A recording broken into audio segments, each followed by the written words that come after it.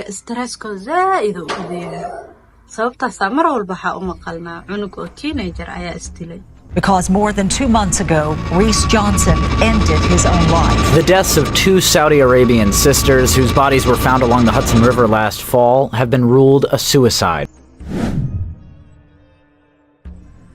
Assalamu alaikum. Miyaad ku dhiban tahay caruurta teenager-ka ah inaad mooda inay adigu ku canaananayaan ku khaylinayaan amarkaada jibinayaan marka 3 shay hadda kula dhaqatid insha Allah ku shaqay doona ayaa maanta ku haya marka videogan fiirso hadda adi haysanin please dad kala haysta jiro u share garay ajirta ugu hesho anina ajra ugu helo marka midda koowaad horta markay soo xanaaqaan ama waxa isku qabsateen iska adi meesha xanaaqaada ka shaqeey deep breath iska samee iska fiir iska dhageyso xanaaqaada iska bixi kaada ku mashquul baba ha ka dhaxgalin ha iska bixiyaan ha qeyliyaan waxay ha sheegaan baba ha siiyaan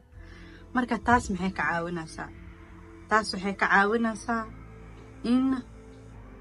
xanaaqi stresska gudahooda ku jira banaanka soo saaraan oo markii waxaas banaanka u soo saaraan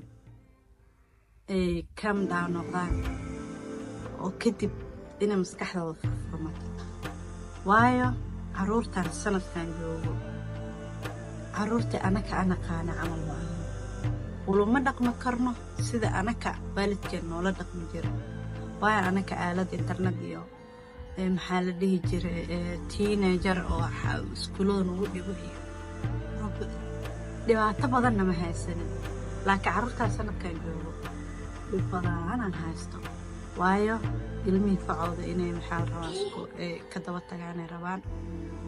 مالو بولي ناجرتو الوعينا حافظة دي أسوق النقطة نوع كلا لكم حتى الوحوى نوع كلا أهلاد إنترنت وحياة إيه لكرنا كأركايان مرك استرسكو زائد وكذا sababta samar walba waxa u maqalnaa cunug oo teenager ayaa istilay wax kale ma aha stresska ku badan marka cunugu ma aha inaad u ogolaanayso cunugaada inuu ku wacaasi laakiin waxa u ogolaanaysaa as a therapy camal u noqonaysa wixii ha iska bixiyo haska waxa ku jiro gudihiisa ha iska qaleeyo dhageyso marka gudihiisa eber ka soo dhigo xanaaqi soo furfuro kadib maxaa marka laga rabaa waxa laga rabaa in adigu degan oo waxa markaas oo qeylada waxaas ay ku saameynin in waxa adiga aragtid oo laga bedelo oo dhahdid ruulkaana waa saan iyo saan waxa isku haysateen saan waa raacaysaa laakiin ugu qaladku ugu weyn waxa in cunugaada uu ku bedelo yani waxba isku qabsateen wixii si asaga oo raba u yeesho ama iyada ay rabta u yeesho marka mar labaad idinku celinaa maxay ahayd koowaad maxaa in uu ogolaatid cunugaada inuu qayliyo midda labaadna maxay ahayd in adiga deep breath aad samaysid oo qayladaas waxaas ay ku saameeyaan midda saddexaadna waxaa weeye in ishaag oo